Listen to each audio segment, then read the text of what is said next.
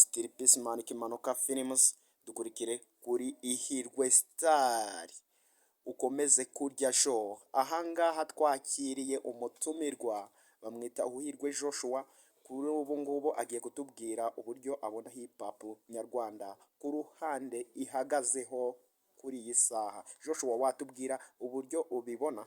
Gereka izova. Joshua izova. Yeah. Wow. Muziki nyarwanda hip hop uko nyibona kininjyana ingora ku mutima tu, ariko abayigendamo mbona mbese nyine basa naho ari zagarazagara. Navuga kuri Pifura, Bulldog, ese ubundi itafugenge usibye ura mu jama wacu waje kutuvamo Jay yakubitaga ahantu mbese nyine nanjye ngemera tu, gusa imana mwakire mu bantu. Ariko Rasine mberutse kubona hari agapeti kanyunuka, birutse kubona bari kubifurana nyine, ariko ibira nabifashe ngaho ari iby'abana nyine tu, ariko je namwisabira tu, ari Rasine, ari Bulldog, ari Pifura, ari Fireman, yewe nabari Damani tu, je nabisabira kwimanukira bakaza hano i Rubavu. Abanyarubavu twe turashinganye mbese nyine turi kurundi rwego mbese nyine, apana bira by'imihanda ngo bazi bavuga ibiki batarataza. Je nabakubitira injuro tu, niba hari ushaka azamanuke yiziri Rubavu, adresse yanje ni Ihirwe Star channel, yahagera akifu ibyo yakifuza byose yambona tu. Bo ubone nge ngabakubitira ngizamukira. Ese Joshua, twakubaza akabazo kamwe? Nta kibazo nahari tu. Ese abo bahanzi bose unenze ubanengera iki?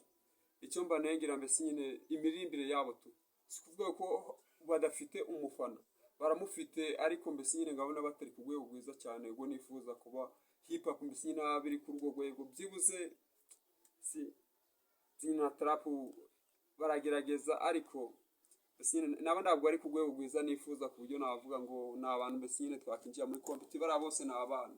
Aha. Yeah. Ese Joshua, wagira icyo utangariza abafana bawe bagukurikira kuri YouTube channel Ihirwe Star?